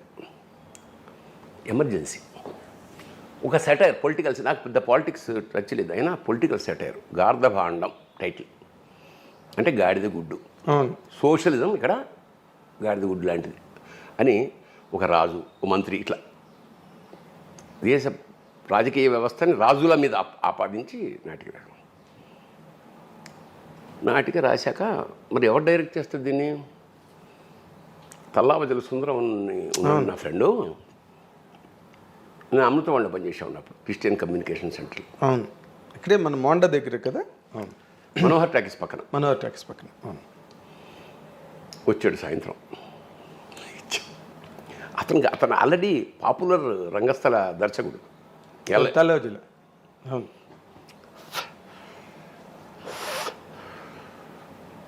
నాటిక ఇది. అవునా? ఇదేంట్రా బాబు ఇలా, ఇదేంట్రా అంటే 15 పేజీలు లేదు నాటికంటే అది రాయి మళ్ళా. అమ్మా వాడు కూడా ఇదేంట్రా అంటే సరే మొత్తానికి మళ్ళా రిహార్సల్స్. ఒక అందరూ బ్లాక్ డ్రెస్సే, అంటే దాని అన్ని ఇప్పుడు జనరల్గా కలర్స్ ఎలా ఉంటాయి? విలన్కి నలుపు, హీరోకి తెలుపు, విప్లవుడికి ఎరుపు, ఏమేం లేవు. అందరికీ నల్ల డ్రెస్సే డిజైన్ చేసాం. ఎందుకంటే సువర్ణాక్షర లిఖిత గత చరిత్రకి భావి ఉషస్సుకి మధ్య వర్తమానపు అంధకారమే గార్ధబాండం. అంధకారం కదా. నల్లటి సూర్యుడు, ఆ దేశంలో అన్నీ నల్లగానే ఉంటాయి. అది నాటకం ఫస్ట్ ప్రదర్శన. నేను అమత్యుడు, విలన్. ఖమ్మంపాటి సుబ్రహ్మణ్యం రాజు, సుందరం మేధావి. మేకప్ జరుగుతోంది. దేశరాజన్ మంత్రం మంచి డైరెక్టర్ గారు, మంచి మేకప్ మ్యాన్ కూడా ఆయన. ఓకే. సో మేకప్ వేస్తున్నాడు. మా నాటకం మొదలైంది. అసలు ఓపెనింగ్ షాటే అక్కడ కింద అందరు కూర్చున్నాగా సెటిల్ అవ్వగానే కర్టెన్ ఇలా ఓపెన్ అవుతుంది కదా. ఆల్రెడీ అక్కడ జెండా మంది మయమే, ఒక్క ఏముండవు అక్కడ కూర్చొని జనగణమన అంటే ఆడియన్స్ అందరూ లేచి, సగం మంది లేచి కింద. అసలు అర్థం కాలే వాళ్ళకి. జనగణమనకి లేవాలి, ఇది నాటకంలో జనగణమన, దానికి ఏమైనా ఫంక్షన్ జనగణ, ఏం అర్థం కాదు. ఆడియన్స్ ఇలా లేచి కింద కూర్చొని చేసి మొత్తానికి గొల్లుమని నవ్వుకుని ఆపా జెండాని. ఎవడరాను, నీది ఒక జాతి, నీకు ఒక జాతీయ జెండా అంటాడు రెండోవాడు. మరి ఈ కన్ఫ్యూషన్. అక్కడి నుంచి అందుకుంది నాటకం. మొత్తం గవర్నమెంట్ మీద సెట్ అయ్యారు. పరిగెత్తుకొచ్చాడు ఎవడో, పరిగెత్తుకొచ్చి దేశరాజ హనుమంతరావు, సార్ ఏంటి సార్ వాళ్ళ నాటకం, అది ఎమర్జెన్సీ పీరియడ్, వాళ్ళేమో పొలిటికల్ సెటైర్ వేసేస్తున్నారు, వీళ్ళని జైల్లో పెట్టేస్తారు సార్ అన్నాడు. నేను వెనకాల ఉన్న వింటున్నా. అవునా, మనిషి ఎన్నిసార్లు వస్తాడరా, నాటకం ద్వారా కనుక వీళ్ళని జైల్లో పెడితే అంతకన్నా అదృష్టం ఉంది ఏం వల్ల అన్నాడు. అసలు మామూలు పేలిపోయిందంటే నాటకం, దద్దరిల్లిపోయింది. ఉత్తమ విలన్ నాకు. ఆ రోజు నైట్ ఎక్కడో పార్టీ. ఇక ఆ ఊపుతోటి దాదాపు ఒక ఏడాది పాటు ఎక్కడికెళ్తే అక్కడ వీరంగం అనమాట. ఉత్తమ ప్రదర్శన. గార్ధబాండం పిచ్చెక్కిపోయింది. గార్ధబాండం హిట్ అయింది. నేను ముగింపు లేని కదా నాటకాన్ని సినిమాగా రాద్దామని, కానీ నిరుద్యోగం నాకు బీకామ్ చదివాక. నేను చెన్నై వెళ్ళా గురువుగారి ఇంటికి. ఇక నేను ఆయన ఇంట్లో కొడుకులాగే అక్కడే కూర్చునేవాడిని. ఆయన తాగేవాడు కాదు, కానీ నాకు 555 సిగరెట్లు తెచ్చేవాడు అప్పట్లో. నాకంతా సరే మొత్తానికి వెళ్ళాను అక్కడికి వెళ్ళి ముగింపు లేని కదా స్క్రిప్ట్ రాసుకుంటాను. ఈలోగా బరంపురంలో నాటక ప్రదర్శనకి పోటీకి కట్టాం. మరి నేను చెన్నైలో ఉన్నా కదా, నేను మా సుందరం వాళ్ళ టీంకి ఏం చెప్పంటే, సరే మీరు ఇక్కడి నుంచి విజయవాడ వచ్చేయండి, నేను అక్కడ చెన్నై నుంచి ఇక్కడికి వస్తాను, అందరం కలిసి బరంపురం వెళ్దాం. సరే అన్నాడు. కట్ చేస్తే నేను బయలుదేరి విజయవాడ వచ్చాను. అసలు ఏమి అప్పట్లో ఈ ఫోన్లకి లేవు కదా, ఆ ట్రైన్లో వెతుక్కోవడమే వెళ్ళి వచ్చారా లేదా అని. మాకు మాడుగుల కృష్ణమోహన్ అని మా శిష్యుడు పడేవాడు, వాడు రైల్వేలో పనిచేసేవాడు. ఏరా మన వాళ్ళు ఏమన్నా కలిసారా అంటే, ఎవరు రాలేదన్నా. అవునా, ఇదేంటని మళ్ళీ హైదరాబాద్ వచ్చాను. వస్తే మా వాడు జ్వరం వచ్చి పడుకున్నాడు. సుందరం, ఏంటి సుందరం, మనం పరిషత్ అక్కడ కడుతుంటే ఒక్కటి రాలేదు, వాళ్ళకి చెప్పలేదు, మనం వాళ్ళు ఏమనుకుంటారంటే, ఏం చేయమంటావా, ఒక్క రిహార్సల్స్ రావట్లేదమ్మా. నాకు అక్కడ ఆల్రెడీ బరంపురం రాలేదు, ఇన్ఫామ్ లేదు. వాళ్ళు ఏమిటంటే ఇంత దొంగ వెధవలు వీళ్ళు, ఆదర్శ భారతి వీళ్ళందరూ కలిసి, వాడు ఒకసారి వెళ్ళినప్పుడు వీళ్ళకి కొట్టేస్తాడు, ఇట్లా ఏదో బ్యాడ్ ప్రాపగండా. నాకు అసలు కాలిపోయిందన్నమాట, ఇంత కమిటెడ్గా మనం చేస్తుంటే ఇదా అని. సరే మళ్ళీ చెన్నై వెళ్ళిపోయాయి వెంటనే 2-3 రోజులు. వీళ్ళెవ్వరూ లేకుండా నాటకం రాద్దాం ఓకే అని 3 త్రిమూర్తులు, ఒకడు విష్ణు బ్రహ్మ మహేశ్వర తోటి మొదలెట్టి 3 రావట్లా. కట్ చేసి 2 వేషాలతో చేద్దాం, యోగి జోగి మొదలెట్టి మొత్తానికి 2 వేషాలతో ఏంటే అన్నాడు. రివైజ్ రాసేసి తయారు చేశాను, నేను సుందరం, అంతే. ఇంకెవరు లేడు ఆర్టిస్ట్. అంటే ఇంక తెక్కమలతో బెడద లేకుండా అసలు ఎవరు ఉండకూడదు, డైరెక్టరు రైటరు ఇద్దరం ఆర్టిస్టులు. అదే మరి లలిత కళా సమితి రైల్వేస్ ఫస్ట్ ప్రదర్శన, ఉత్తమ experimental play, best experimental play first. సరే ఏదో గుర్తింపు. నెక్స్ట్ చిలకలూరుపేట తెలుగుదేశం కళా పరిషత్ ఫస్ట్ ఇయర్, ఎన్టీఆర్ పేరు మీద సెకండ్ ప్రొడక్షన్. అక్కడి నుంచి మేము నెక్స్ట్ జిఎస్ఆర్ మూర్తి కళా పరిషత్ విజయవాడ రావాలి.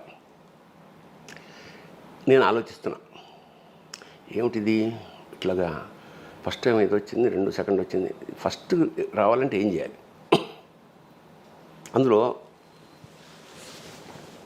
సెంటర్లో వైట్ స్క్రీన్ ఉంటుంది, వెనకాల ఇటు కాషాయం స్క్రీన్ ఉంటుంది, ఇటు గ్రీన్ స్క్రీన్ ఉంటుంది. సెంటర్లో స్కల్ ఉంటుంది, అశోక్ చక్రం ప్లేస్లో సింబాలిక్గా ఇండియాలో జరుగుతున్న దానికి ఒక గ్రాడ్యుయేట్ టోపీ ఉంటుంది, శిథిలమైపోయిన మేధస్సుకి చిహ్నంగా, అంత సింబాలిక్ వే.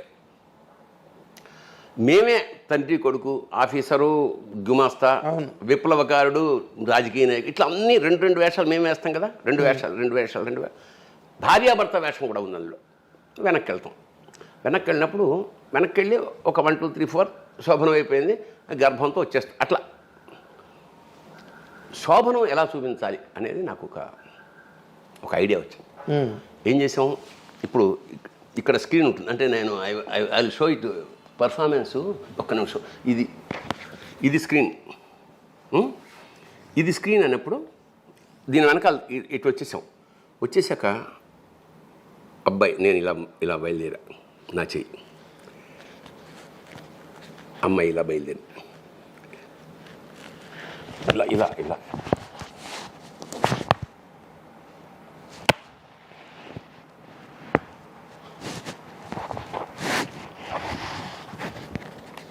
2 చేతులతోటి శృంగారం డిజైన్ చేసి చెప్పా, ఇట్లా ఉంటుంది. ఏమైనా ఇది క్లోజప్ పెట్టి కెమెరా కాదు కదా అన్నాడు సుందరం. ట్రై చేద్దాం. వెళ్ళి 2 చేతులు ఇలా పెట్టి ఇలా వెళ్ళాం. అలా వెళ్తున్నప్పుడు మళ్ళీ అమ్మాయిని పట్టుకుంటాం, సిగ్గుతో. ఇదంతా అసలు థియేటర్ దద్దరిల్లం కాదు, డబ్బులు వేశారు. అవును, నాకు గుర్తు. రంగస్థలం మీద డబ్బులు వేశారు. వెంటనే సెకండ్ ఇచ్చాడు, వండర్ఫుల్. ఇక అలాగే విజృంభణ. ఇంకా ఎక్కడికి వెళ్ళాం, కలకత్తా దాకా వెళ్ళిపోయాం. మొత్తం అన్ని చోట్ల దాదాపు 2 నెలల్లో మా ఇన్కమ్ 33,000 ఆ రోజుల్లో. 33,000. మేము ఈ మన అంటే ఖర్చు వెచ్చాలన్నీ అన్నీ పోను, వేలలో ప్రైజులు అన్నీ వాళ్ళే కదా, ఫుడ్ వాళ్ళే పెడతారు. రుణాలు ఇస్తే మా ట్యాక్సీలో వెళ్ళేవాళ్ళం మేము. ఒక మధ్యతరగతి లోయర్ మిడిల్ క్లాస్ నాటకం నుంచి సూపర్ హిట్. మేము పెడితే చాలామంది స్కూళ్ళకి ఇస్తారు కదా, స్కూళ్ళలో ఇచ్చేవారు కదా, మాకు పక్కకి పిలిచి మీకు లాడ్జ్లో బుక్ చేసాం సార్, సక్సెస్. స్టార్స్ అయిపోయారు మీరు. ఎంత స్టార్డమ్ అంటే మన నాకు బాగా మన చీరాల పరిషత్లో మాది 4వ నాటిక. కన్నిమళ్ళ కమలనాభుడు జడ్జి ఆయన వచ్చి, భరణి మీరు 3వ నాటకం కనుక మీరు వేస్తే బళ్ళు కట్టుకొచ్చారు అందరూ ఊళ్ళ నుంచి, అందరూ వెళ్ళిపోతారు. మీది 6వ నాటిక, పొద్దున్న 4ంటికి వస్తుంది మీకు, మనీ నా రూమ్లో పడుకోండి అంటే మేము వెళ్ళి 3:30 లేచి స్నానాలు చేసి ఫ్రెష్గా 4:30కి ఎక్కి 5:30 దాకా ఉత్తమ ప్రదర్శన. కలకత్తా మేము వెళ్ళాం, కలకత్తా తెలుగు ఆంధ్ర మహాసభ. లాస్ట్ అది అయ్యాక మేము రావాలి. జలగ నాటకం, ఫక్తు కమ్యూనిస్టు ఎర్ర రంగు నాటకం, మొత్తం రెడ్ లైట్లతో అసలు బీభత్సంగా ఆడిస్తున్నారు. జనం ఉత్కంఠ, తప్పట్లో ఏళ్ళు. మేము డల్ అయిపోయాం. మనీ అమ్మ ఇదేంట్రా బాబు, మొత్తం ఏళ్ళు అసలు. మా నాటకం ఆ నాటకం తర్వాత ఇంకో నాటకం, ఆ తర్వాత మా నాటకం లాస్ట్ది. మేము అందుకని పైగా మాకు గడ్డం లాల్చలేదు, ఏం లేదు. సరే నాటకం అయిపోయింది. డైరెక్టర్ బయటకు వచ్చాడు, మొత్తం జనం మూగిపోతున్నారు వాడి చుట్టూ. సార్ ఏంటి సార్ ఇది, ఏంటి సార్ అంటే బెట్టోను జాయబ్ సేనా అని నృత్యరత్నావళి మిక్స్ చేశాను అని అంటున్నాడు. అప్పుడు నేను పీజీ డిప్లొమా చదువుతున్నాం, మాకు తెలుసు ఏమిటో బెట్రోల్ బట్ ఎవరో, ఎలినేషన్ థియరీ ఏమిటో. నృత్యరత్నావళి కాదు, నృత్యరత్నావళి జాయబ్ సేనా అని, ఎగ్జాక్ట్లీ అది మాకు తెలుసు. ఎప్పుడైతే నృత్యరత్నావళి అన్నాడో దొరికాడు మాకు. వీడికి అంత హాఫ్ నాలెడ్జ్గా వీడు, సర్లే చూద్దాం కట్ చేస్తే ఆ నాటకం. తర్వాత వేరే నాటకం మేము ప్రిపేర్ అయ్యి రెడీ అంటే వెళ్ళిపోయాం. మాకల్లా ఈ చేపలు పట్టుకునే వైర్ ఉంటుంది, అది స్కల్కి కట్టాలి ట్రాన్స్పరెంట్గా, అదొక్కటే కట్టడం. వైట్ కాషాయం ఆ గుడ్డలు చుట్టేసి పెట్టేసాం. అవును, ఆడా. ఉత్తమ ప్రదర్శన కుక్కరొకో, ఉత్తమ ద్వితీయ ప్రదర్శన జలగ, ఉత్తమ నటుడు కుక్కరొకో, ఉత్తమ దర్శకుడు కుక్కరొకో, ఉత్తమ రచన కుక్కరొకో, ఉత్తమ సహాయ నటుడు కుక్కరొకో. ఇంత వెండి కప్పు అసలు పిచ్చికిపోయింది. అయిపోయింది. వచ్చి మాకు ఈ లాడ్జిలాగా ఇస్తారు కదా స్కూల్స్ ఏవో, స్కూల్లో కూర్చుని ఎంజాయ్ చేస్తున్నాం. ఇక్కడ వాడు సిగరెట్ కాలుస్తున్నాడు సుందరం. ప్లస్ అయిపోయింది. మాట్లాడుతుంటే ఈ డైరెక్టర్ దూరంగా అటు పెడుతున్నాడు అనమాట. వీడు సముడు ఒక్క నిమిషం అన్నాడు. అప్పుడు ముందంతా మమ్మల్ని చాలా ట్రైన్ నా కొడుకులు అన్నట్టు చూశాడు కదా. వాడు ఆ రావడాన్ని నేను అబ్స్ట్రాక్ట్గా ఊహించుకుంటే ముక్కలుగా తెగిపోయి వచ్చి ఇక్కడికి వచ్చాడనమాట. ఎస్ బ్రదర్ అగ్గిపెట్టి ఉందా అని అడిగాడు. లేదు నాకు అలవాట్లేదు సార్. నేను వద్దు సుందు వద్దు ఏమన్నా అంటున్నాను నేను. వాడు ఏమనలే, అగ్గిపెట్టి ఉందా అన్నాడు. మళ్ళీ ముక్కలన్నీ అతుక్కుంటూ వాడు వెళ్ళిపోయాడు. అట్లా ఒక సంచలనం. ఇక ఇక్కడికి రాగానే మా వాళ్ళందరూ ఏడుపు, మీరే వెళ్తున్నారు, మీరే కొడుతున్నారు, మరి ఏం చేయండి రా, మీరేమో పరిస్థితి లేదు నేను ఈసారి 11 మందిని పెట్టి గోగ్రహణం, హిమబిందు. ఇంకా అక్కడ చిన్న విషయం. ఇంకా ఎక్కడికి వెళ్ళినా అసలు రేంజ్ వేరే. చెన్నమల్లేశ్వర అమలాపురం పరిషత్, ఇప్పుడు అది కూడా ఎప్పుడు సెకండ్ ప్రైజే వస్తుంది. 4-5 ప్రదర్శనలు వేసిన. భోజనం చేస్తున్నాను, అందులో డైలాగ్ అంటే అమ్మ మమ్మల్ని క్షమించు. చివరికి ఆ అమ్మాయి హింస పెడుతుంటే ఆ గోగ్రహణం అనే పేరు ఏమిటంటే ఒక స్త్రీ యొక్క మొత్తం పరిణామక్రమం. అదే లాస్ట్కి సూత్రుడు అంటాడు, అమ్మ మమ్మల్ని క్షమించు తల్లి, మీకు ఏమాత్రం చేయుతున్న మా జాతి నపుంసకత్వాన్ని క్షమించు, ఇట్లా ఏదో డైలాగు. భోజనం చేస్తున్నప్పుడు టక్కన ఒకటి వెళ్ళింది. ఇప్పుడు దాకా క్షమించి అంటున్నాం కదా, క్షమించకు అంటే ఎట్లా ఉంటుంది అని ఎర్ర శాలువ తీసి గో మీద వేసి, అమ్మ మమ్మల్ని క్షమించకు, నీకేమాత్రం చేయూతనివ్వలేని మా జాతి నపుంసకత్వాన్ని క్షమించకు. క్షమించు అని ముందు ఉండేది, క్షమించకు అనగానే అసలు అయ్యగిరి నందిని అది చింపేస్తా. ఉత్తమ ప్రదర్శన, ఉత్తమ నటి అది హిమబిందు. హిమబిందు. ఎందుకంటే అప్పటికి వైజాగ్ విజయలక్ష్మి నాటకాల వరకు సావిత్రి. అవును, రైనింగ్ సుప్రీం ఆవిడ. అసలు ఆవిడ వస్తే మిగతా వాళ్ళందరూ డైలాగ్ కూడా అంత అద్భుతంగా చెప్తుంది ఆవిడ. విజయలక్ష్మి మీద ఉత్తమ ప్రదర్శన హిమబిందు బెస్ట్ యాక్ట్రెస్. అసలు దానికి జ్వరం ఏడుపులు 104 వచ్చేసింది ఇంకా ఆ ప్రైజ్ అందుకున్నాక. అంటే అసలు చంద్రయాన్ అంతే. అదే ఆ రంగంలో ఉన్న వాళ్ళకి ఆ వాల్యూ తెలుస్తుంది. విజయలక్ష్మి మీద కొట్టేశారు అనేటప్పటికి ఇది అవుట్. అట్లా అట్లా ఒక సామ్రాజ్యం. ఎక్స్పెరిమెంటల్ థియేటర్లో మీరు ఆ రోజున పేపర్లోనే మీ గురించి రాస్తున్నారు. ఇప్పుడు అంటే ఇప్పుడులాగా మనకి టెలివిజన్ మీడియా గట్ట ఆ రోజు లేవు కాబట్టి సరిపోయింది. కానీ ఇక్కడి నుంచి సినిమాల్లోకి రావడం అన్నదే బేసిక్గా. నేను రాసిన చల్చల్వరం కామెడీ నాటకం చూసి ఓ ప్రొడ్యూసర్ దావరాజు హనుమంతరావు గారు నన్ను కంచుగా వచ్చిన సినిమాకి తీసుకెళ్ళాడు. ఆ టైంలోనే మనం కోడంబంగ బ్రిడ్జ్ దగ్గర ఒకసారి కలిసాం. సరే, ఇంత చేస్తే కంచుగా వచ్చామంటే ఎంటర్ ది డ్రాగన్. ఈ ఎంటర్ ది డైలాగ్ ఇలా ఉంటాయి సార్, కొట్టుకోవడమే కదా అన్న. లేదండి సంవత్సరం. అది నాకు పైగా నచ్చలా హిపోక్రసీ, ఈ మాటలు. నన్ను దండం పెడతాను, వచ్చేసా. అవును, ఇక్కడ మీరు యథేచ్ఛగా స్వేచ్ఛా ప్రపంచంలో మీకు కావాల్సింది మీరు రాసుకుని, పైగా ఇక్కడేం కోట్లు పట్ల 5,000 అందులో 3 కొట్టాడు. ఇంకెందుకు అక్కడ వచ్చేసా. మళ్ళా నేను పట్నం పిల్ల పల్లెటూరు చిన్నవాడు మౌళి గారి సినిమాకి మళ్ళీ వెళ్ళా. మళ్ళా వచ్చేసా. మళ్ళీ వెళ్ళినప్పుడు వంశీ గారిని పరిచయం చేశాడు రాళ్ళపల్లి గారు. అక్కడ ఎట్లా అంటే ఆయన ఇక్కడ ప్రసాద్ ల్యాబ్, వాళ్ళ ఇంటి పక్కన శాలిగ్రామంలో ఉంటే మా ప్రసాద్ ల్యాబ్కి వెళ్ళి ఇలా కిటికీ ఓపెన్ చేస్తే చిన్న మూవీయోలా అని ఉండేవి కదా అప్పట్లో. అవును. గోపమ్మ చేతిలో గోరు ముద్ద వస్తుంది చూసాం.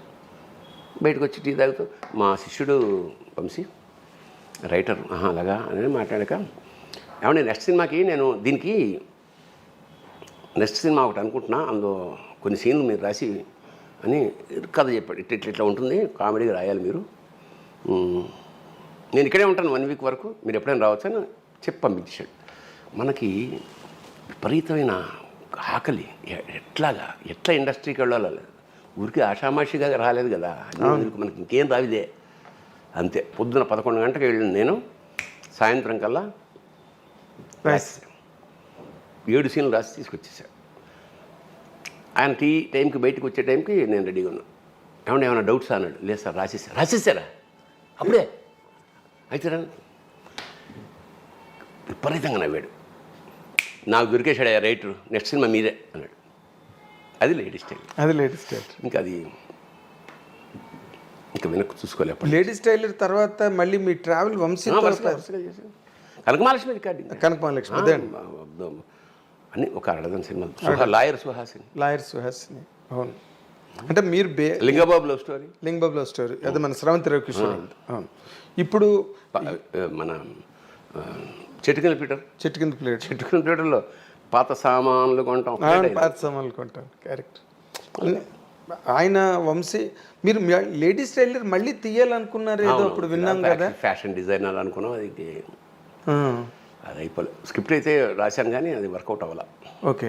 అక్కడి నుంచి నాకు పినిశెట్టి రవిరాజా, కోనసీమ కుర్రాడు, శివ మేజర్ బ్రేక్ త్రూ ఏమో మీకు కదా. నాకు లేడీస్ టైలర్ తోటే బిజీ అయిపోయాను. ఇది ఒక స్థాయి పెంచేసింది సినిమా. అదే లేడీస్ టైలర్ స్థాయి పెంచేసింది. శివతో మీరు బాగా బిజీ అయ్యారా? రెమ్యునరేషన్లు పెరిగినాయా? బాగుంది. శివతో ఒక ప్రత్యేకమైన గుర్తు వచ్చింది. యమలీల సినిమాతోటి ఇంకా కట్ చేస్తే 26 సినిమాలు చేసావు ఏడాదిలో. అబ్బా, అంటే మానవాతీతం అనుకో. పొద్దున్న సాయంత్రం నిద్రపోతే చాలనుకునేవాడు. అలాంటి స్థితి యమలీల కృష్ణారెడ్డి గారి. ఇంకా పరమ దుర్మార్గమైన పేరు ఈవి సత్యనారాయణ గారిది, కృష్ణారెడ్డి బ్రహ్మాండమైన వేషాలు అన్నమాట. ఇక్కడ అసలు ఐ ఎంజాయిడ్ ద క్యారెక్టరైజేషన్స్ విపరీతంగా. యమలీల ఓ ఏడాది పాటు ఊపేసింది. డిసైడ్ చేస్తా, అవును నాకు బిల్లి చెల్లి దానికి గల్లీలో అలా ప్రవాహం. దాన్ని ఇప్పటికీ మాట్లాడుకుంటారు తెలుసా, నా చెల్లికి పెళ్ళి కావాలి మళ్ళీ అలా. అక్కడి నుంచి అందరు బివి వినాయక్, పూరి జగన్నాథ్, అందరు డైరెక్టర్స్ వచ్చేసి రాఘవేంద్రరావు గారు నాకు చాలా పరమాత్మీయమైన ఆయన. నారి నడమ మురారితో అతిలోక సుందర్, జగదేకుడు అతిలోక సుందర్తో ప్రారంభమైన మా ప్రయాణం ఇవాళ వరకు కొనసాగుతుంది. రాఘవేంద్రరావు గారు చాలా ఆత్మీయ, చాలా గౌరవం, చాలా ఇష్టం, చాలా ప్రేమ. అవును, మీ ఇద్దరు అలాగే మా అమ్మ అది చాలా ఇష్టం ఆయనకి. సో ఇక అలా బేసిక్గా మీరు ఈ సినిమా కెరీర్లోకి వచ్చిన తర్వాత అంటే నార్మల్గా ఏ మనిషికైనా ఒక విజయ తీరాలకు చేరుకున్న తర్వాత వెనక్కి గనక తిరిగి చూస్తే అందులో కొన్ని చేదు అనుభవాలు, కొన్ని మధుర అనుభూతులు ఇవన్నీ కామన్ కదా. అంటే మీలాంటి వెటరన్ ఏదైనా చెప్పినప్పుడు అవి వాళ్ళకు ఒక టెక్స్ట్ లాగా పనికొస్తాయి. అసలు మీకు అలాంటి బెటర్ ఎక్స్పీరియన్సెస్ ఏమైనా ఉన్నాయి ఇండస్ట్రీలో? ఉన్నాయి. Because you're jovial man. బేసిక్గా ఎలా ఉంటుందంటే సక్సెస్, ఫెయిల్యూరు, సక్సెస్ నుంచి కొంచెం తగ్గినా ఆ పక్కకు దోసేసే నేచర్ ఉంది ఇండస్ట్రీకి. అవును, 10 సినిమాలు సక్సెస్ అయినంత మాత్రాన 11వది అలాగే ఉండాలని లేదు. అవును. మన క్రాంతి కుమార్ గారు నాకు బాగా ఆత్మీయ అప్పట్లో. సరే మొత్తానికి పరిచయం అయింది, నాతో ట్రావెల్ చేశాడు. శారదాంబ సినిమాకి నేను రైటర్ని, ఆల్మోస్ట్ కో డైరెక్టర్ని కూడా. అయితే ఆ సినిమా శారద గారు చాలా మంచి వేషం, నాది బేబీరావు అని పరమ కిరాతకమైన వేషం అది. అంతా ఇంత కదా, అంటే ఫస్ట్ ఇంట్రడక్షనే ఒక స్టూడెంట్ని నేను. ఫస్ట్ షాట్ నాది ఏం చేశా అంటే, అమ్మాయిలు ముందు కూర్చుంటే ఓ అమ్మాయి జడ కత్తిరిస్తా అని. బేబీరావు అసలు ఊహించనంత క్రూరుడు పాత్ర అది. అలాగా క్రాంతి కుమార్ది అయిపోయింది. చాలాసార్లు ట్రావెల్ చేసాం, అయిపోయింది. నేనేవో సినిమాలు రాసుకుంటున్నా, ఆయన తీయట్లేదు. సడన్గా ఓ సినిమా అనౌన్స్ చేశాడు. అనౌన్స్ చేసి కథ అంతా డిస్కస్ చేశాడు నాతోటే. నాది మెయిన్ విలన్. ఆ తర్వాత 2-3 నెలలు గ్యాప్ వచ్చింది. నేను హైదరాబాద్కి వచ్చా, అన్నపూర్ణ స్టూడియోలో ఓపెనింగ్. నేను మామూలుగా కంపెనీ కారు రాలేదు, నా ఫ్రెండ్ కారు ఏదో వచ్చాను అనుకున్నా. అంటే ఉత్సాహం, అందరూ ఇంట్రడక్షన్ ఇక్కడ హైదరాబాద్, అప్పటికి చెన్నైలోనే ఉన్నా కదా. అవును. ఇంకా వచ్చి దిగి వెళ్తుంటే కేఎస్ రామారావు గారు కలిశారు. ఎండు భరణి గారు, సార్ ఇది ఓపెనింగ్ క్రాంతి గారిదండి, నేను మెయిన్ విలన్ సార్ అన్నాడు. అవునా, ఒక్క నిమిషం రండి, నాకు తెలిసి మీరు కాదు సార్, ఎవరు వేరే నాట విలన్. అవునా, ఇంకా నేను అక్కడికి వెళ్ళాలా వద్దా నాకు అర్థమైపోయింది. అక్కడ నెక్స్ట్ ప్రెస్ మీట్ ఉంటుంది కదా, అవును, అది ఎట్లా అవాయిడ్ చేయాలి. వెళ్ళి క్రాంతి గారిని కూడా కలవకుండా నమస్కారం పెట్టుకుని వచ్చేసి, ఇక అది సినిమా ఏమైనా నాకు తెలియదు. అదే ఇది బిట్టర్ ఎక్స్పీరియన్స్. అద్భుతమైన సువర్ణావకాశం ఇలా ఇలా తింటోంటిగా వెళ్ళిపోయినది ఏమిటంటే, ఇక్కడ దయామయుడు అని మన విజయచంద్ర సినిమాలో నేను పాత్ర చేస్తున్నాను. అప్పటికి అక్కడి నుంచి ఇక్కడికి వచ్చా వేషం వేయడానికి. మహర్షి నా శిష్యుడు జనార్దన్ మహర్షి. ఈ ఫోన్లు కదా, రాత్రి మామూలు ఈ ఫోన్లు కదా, హోటల్ రూమ్కి వచ్చాకే ఫోన్. ఇంటికి అక్కడ గవర్నమెంట్ ఇంట్లో ఉండేవాడు నేను. Phone, land phone. Sir Maniratnam గారి కారు బండి పంపించారు సార్, మిమ్మల్ని రమ్మని. అదే రోజు నేను బయలుదేరా. మరి ఇప్పుడు ఎట్లయా, ఇవాళ 2 రోజులు పడుతుంది. సరే సార్ చెప్తాను. మళ్ళా 3 సార్ మళ్ళా ఫోన్ చేశారు సార్ అంటే, ఇంకా 3వ రోజు మళ్ళా ఫోన్ చేశారు సార్. ఏం చేస్తామే మరి, మనం ఫోన్ చేసి మాట్లాడదాం, అంత సీన్ లేదు కదా మనకి. మణిరత్నం గారితో సార్ నేను వస్తానని చెప్పలేను కదా. నేను 4th డే మొత్తానికి వెళ్ళి ఇంటికి వెళ్ళా. ఇంటికెళ్ళినా ఫోన్ చేసాడు, మొత్తానికి కారు వచ్చింది. వెళ్ళా. మణిరత్నం గారు నాకు అప్పటికే పరిచయం, ఎందుకంటే సుహాసిని గారితో చాలా సినిమాలు చేశా. సుహాసిని గారి ఇంట్లో మణిరత్నం గారి ఆఫీసు అసలు చెన్నైలో, అది మా ఆఫీసు. అప్పుడు అందులోనే మా 7th మూవీస్ ఆఫీసు. అప్పుడప్పుడు మణిరత్నం వస్తుండేవాడు. సరే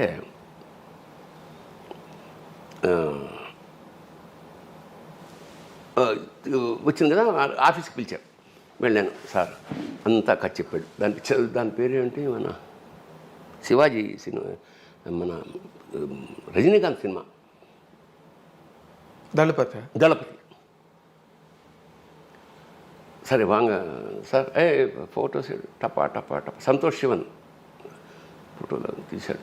తీసి కథ చెప్పాడు, ఫోటోలు తీసేశారు. వచ్చాడు, కూర్చోమన్నాడు, టీ చెప్పాడు. Mister Bharani, the photos, I think this will not fit for you because I need aged person. You are too young. అంటే నేను sir white somehow in my films I don't attend wigs and these things. Anyhow will meet next time. నేను Mani Ratnam cinema పోగొట్టుకోవడమా, వీడేమో 3 రోజుల నుంచి tension పెట్టేస్తున్నాడు. అసలు చాలా చాలా ఆ బాధ చాలా కాలం బాధపడ్డా. అయిపోయిందా? సరిగ్గా మొన్న పొన్నియిన్ సెల్వన్ ఆచార్య సినిమాలో నేను చిరంజీవి గారితో పక్కన కూర్చొని మాట్లాడుతూ ఫోన్ వచ్చింది. Phone is from Maniratnam's office. నేను అసలు అన్నేళ్ళు మళ్ళీ ఏమన్నా తీర చూస్తే mister Bharani I'm doing Ponniyin Selvan, you have to write Telugu dialogues for Das. Sir touch పోచ్చి sir, shall I write 4-5 scenes and send you? ఎన్నా సార్ ఎన్నా పేసురుంగే, ఏంటది వచ్చేయండి అన్నాడు. కట్ చేస్తే వెళ్ళా. 2 రోజుల తర్వాత నేను, జనార్దన్ మహర్షి, మా శిష్యుడు శివ సినిమా చూపించారు ఆఫీస్లోనే. స్క్రిప్ట్ ఇచ్చారు, రాయమన్నాడు. ఎందుకు నన్ను పెట్టుకున్నా అంటే అది మరీ మోడర్న్ భాష ఉండకూడదు, మరీ ప్రాచీన వయా మీడియాగా ఉండాలి. సో మొత్తానికి ఒక నెల కష్టపడి 2 versions రాసి జయరామ్కి నేనే డబ్బింగ్ చెప్పి అట్లా. అంటే ఆ పోగొట్టుకున్న ఏదైతే సంపద అనుకున్నానో అప్పుడు వేషం పోయింది. అది ఎవరు వేశారు అనుకుంటున్నా, అమరీష్పూర్ వేసాడు ఆ వేషం. అబ్బా, ఈ సూటబుల్ నిజానికి. సినిమా చూసినప్పుడు అది కరెక్ట్ అనిపిస్తుంది. అంటే ఆ క్యాలిక్యులేషన్. అప్పుడు నేనేదో అమాయకంగా నా వేషం పోయింది, కానీ వేసినవాడు మహానుభావుడు, గొప్ప వేషం, స్టాండర్డ్, మన పిల్లగాళ్ళ ఉండేవాడిని. అది కుదరదు. ఇది ఆ తృప్తి నాకు. ఏమిటంటే ఆ బాధ ఏదో ఉందో దీంతో ఆవేదన తీరిపోయింది. చక్కగా మంచి అమౌంట్ ఇచ్చారు, చక్కగా రాశాను, మంచి పేరు వచ్చింది. రివ్యూలో అమ్మా ఎంత తెలుగుదనం ఉంది స్క్రిప్ట్లో అని అన్న ఫీలింగ్. నేను అప్పుడు ఫోన్ చేసినప్పుడు కూడా నువ్వు నాకు చెప్పావు, పొన్నియిన్ సెల్వన్ వర్క్లో ఉన్నాను. జయరామ్కి నేను స్క్రిప్ట్ డబ్బింగ్ చెప్పాను. ఎంత ఎంజాయ్ చేశానంటే అతను వేషం. అది చదువుతున్నప్పుడు సార్ మన ఇతను బాగా చెప్తున్నాడు అని కూడా ఎడిటర్ అనగానే, అయితే ఇతనితో చెప్పిద్దాం అమ్మా అని నాతో చెప్పించేసాడు అనమాట. నేను ఆ సినిమా చూసి డబ్బింగ్ చెప్పాక నెక్స్ట్ డే మేము ధమాకాలో నేను అతను విలను, నేను హీరో ఫాదర్, అతను విలను జయరామ్. అసలు రూపురేఖ విలాసం అన్నీ మారిపోయినాయి. గడ్డం టఫ్గా ఉన్నాడు, అందులో లూజ్ బాడీ, ఒక వైష్ణవ బ్రాహ్మడి వేషం, ఇక్కడేమో విలను. నేను ఎంత ఇంప్రెస్ అయ్యానంటే, జయరామ్ సార్ ఎక్కడున్నాడంటే క్యారవాన్లో మేకప్ చేసుకుంటాను. నేను వెళ్ళి కాళ్ళ మీద పడిపోయా. అప్పుడు నేను సెలవులో ఏంటి సార్ ఆ వేషం, దాని నుంచి నేను డబ్బింగ్ చెప్పాను. Sir thank you. నేనన్నా ఈసారి నేషనల్ అవార్డు ఖచ్చితంగా మీ వేషానికి వస్తుంది. So that was a great experience. అదే ఇన్ని సినిమాలు, ఇంత కెరీర్లో నీకు అవే మాత్రమే గుర్తున్నాయంటే అవి ఎంత ఇంపాక్ట్ క్రియేట్ చేసి ఉంటాయి కదా నీ మీద. వ్యక్తి మణిరత్నం అనేవాడు ఒక మేరు శిఖరం సినిమాలకు సంబంధించి. అంత రేట్ చేస్తావు బాబాయ్ నువ్వు మణిరత్నం? ఎందుకంటే అన్ని మూసకొట్టుడు సినిమాల్లోంచి గీతాంజలి, ఒక అంజలి, అవన్నీ చూసుకుంటూ ఒక నాయగన్ అమ్మని ఇదేంటి మాఫియాని కూడా అంత సాఫ్ట్. అసలు సాధ్యం కదా. అంటే ఇప్పుడు గాడ్ ఫాదరే అందరూ తీసిన సినిమానే, అందరూ చూసిన సినిమానే ఎలా చేశాడు అంటే, అతను ఏమిటంటే ఈ ఆర్టిస్టిక్ కమర్షియల్ బెండ్ ఉంటుందే, అది దట్ ఈస్ ద క్వాలిటీ. ఇప్పుడు మన వాళ్ళు కూడా వచ్చేసారు, ఇప్పుడు ఆ లైన్లో మన వాళ్ళు అందరూ వచ్చేసారు. బట్ అప్పుడు సంగతి చెప్తున్నాను, అప్పుడు మిస్ అయిన మణిరత్నాన్ని మళ్ళీ నేను. అయితే ఇప్పుడు నార్మల్గా నువ్వు విజ్ఞుడివి, చాలా సహనపరుడివి, అన్నీ ఉన్నాయి నీకు, మంచి మంచి క్వాలిటీస్, ఒక మనిషికి ఉండే క్వాలిటీస్ అన్నీ నీకున్నాయి. అయినా సినిమా పరిశ్రమ అన్నది ఎప్పుడూ అగ్ని పరీక్షే, ఎవరికైనా ఎంతటి వాడికైనా. నీ స్వయంకృత అపరాధాల వల్ల నువ్వు కెరీర్లో మిస్ అయింది ఏదైనా ఉందా? నేను తప్పు చేశాను సారీ చెప్పింది ఒక సంఘటన ఉంది. మనసంతా నువ్వే సినిమా ప్రొడ్యూసర్ రాజుగారు కదా. అవును. ఆయన నెక్స్ట్ సినిమా ఏదో అదే మనసంతా నువ్వేనే అదే సినిమా మేము అక్కడ చేసి వచ్చాం. ఎక్కడ అరకులో చేసి వచ్చాం. మంచి వేషన్ అది, విలన్. అవును. పావురం గిలగిల కొట్టుకోవడం, పాపం తీయండి రా తీసిచ్చాక మందులకు వండు అంటాడు. సాఫ్ట్ క్యారెక్టర్ లాగా ప్రారంభమై మందులో హీరోయిన్ ఫాదర్. అదే మణిరత్నం వెళ్ళిన సాఫ్ట్ కట్ చేస్తే ఇక్కడే పక్కన అప్పుడు కింద ఇవేం ఉండేవి కాదు, కింద కూర్చొని హార్మోనియం ఏదో ప్రాక్టీస్ చేసుకున్నాను. సరిగ్గా 12 నేను వెయిట్ చేస్తున్నా అన్నపూర్ణ స్టూడియోలో, సెకండ్ షెడ్యూల్ మనసంతా నువ్వే. పొద్దున 9 గంటలకు 9, 10, 11, 12 దాటి సినిమా ఆవిడం కింద ఏమంటే భోజనానికి రండి ఉంటుంది 12:30.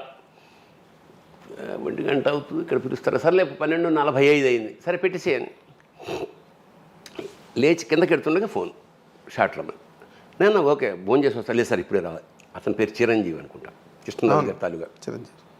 లేదమ్మా కంచంలో భోజనం పెట్టలేదు సార్, అది వెయిటింగ్ మీకోసం షాటు. ఇటు 1 అయింది అప్పుడు కరెక్ట్గా. అప్పుడు అది కదయ్యా మేము భోజనం చేస్తాం. లేదు సార్ మరి వెయిట్ చేస్తున్నాం అందరూ. అది ఒక ఆకలి ఇరిటేషను. ఏమైనా ఎప్పుడు మేము 7 అంటే 7కు ఉంటాం కదా, మరి మీరు వచ్చినప్పుడు మేము గంటలు వెయిట్ చేస్తుంటాం. మరి మీరు రాది ఇప్పుడు కనుక నేను వచ్చినప్పుడు కనుక షాట్ తీయకపోతే మాత్రం అని ఒక బూతు మాట వాడా. అజాత శత్రుడే అలిగినాడు. ఏమన్నారు సార్ మీరు అని హర్ట్ అయిపోయాడు అసలు. అది స్లిప్ ఆఫ్ టంగ్ అయిపోయింది. చెప్పు అలా అంత అనకూడని మాటే అన్న. అతను హర్ట్ అయిపోయి ఏమనుకుంటున్నారు మీరు, ఏమిటా మాటలు, పెట్టేసాడు ఫోన్. నేను చేస్తే మళ్ళీ ఎత్తాడు. ఇంకా వెంటనే నేను కారు వేసుకుని ఇప్పుడు రాజుగారు తెలిస్తే రాజుగారు చాలా టఫ్ కదా, టఫ్ను మంచి సక్సెస్లో ఉన్నాడు ఆయన. అవును.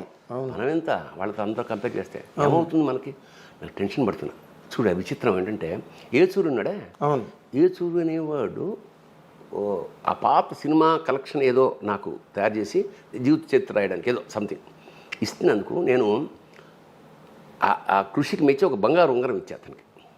ఎవరికి? ఏచూరి. నేను వెళ్ళే టైంకి ఇదంతా వింటున్నాడు అతను. ఏచూరి రాజుగారి పక్కనే ఉన్నాడు. అవును, ఎంఎస్ రాజు గారు బాగా కనెక్ట్. ఎందుకు వాళ్ళ ఫ్యామిలీ నుంచి, అవును, రాయపరాజు గారి దగ్గర నుంచి. అందుకని ఇది విని ఇట్లా అన్నాడు. అక్కడ బహుశా అతను వచ్చేటప్పటికి ఏంటి సార్ ఇట్లా నన్ను పచ్చి బూతులు తిట్టాడు ఆడు అనేటప్పటికి రాజుగారికి బీపీ వస్తుంది కదా, వెంటనే వీడున్నాడు పక్కన. ఎప్పుడైనా భరణి అలా ప్రవర్తించడం చూసారా, మెల్లిగా వచ్చాక చూడండి ఏమిటో అని. అంటే అట్లా కాటే పాముని అలా, అది మనకు తెలియదు కదా. ఎప్పుడో చేసిన ఉపకారం కానీ ఒక సత్కారం కానీ ఎలా ఉపయోగపడింది చూడు. అతన్ని సాఫ్ట్ చేసాడు. నేను వెళ్ళాను మామూలుగా. వెళ్ళాక నేను అతన్ని సారీ చెప్పాను, నేను ఐఎమ్ సో సారీ, నేను ఎప్పుడు ఇట్లా ఇలా మాట్లాడను, దాన్ని ఆకలి వేస్తోంది, 2 కంచంలో పెట్టింది అన్నాను, మన్నించు అన్నాను. అతను కూడా చూసా. ఇది దీన్ని ఎంత చిన్న విషయమైనా స్లిప్ ఆఫ్ టంగ్స్ ఎలాగా వేషం పోవడమే కాకుండా అనవసరమైన చెడ్డ పేరు మిగిలి ఉండేది. అది అంచేత అది అతను నన్నేమి ఇంటరాక్ట్ తర్వాత ఈ డింట్ రాజుగారితో తర్వాత చాలా సరదాగా ఉండేవాడు ఆయన. ఎప్పుడు నేను సెట్లోకి ఎంటర్ అయినప్పుడు రాజ మాట్లాడిన ఉంటే ఇలా ఉబ్బేవాడు ఆయన.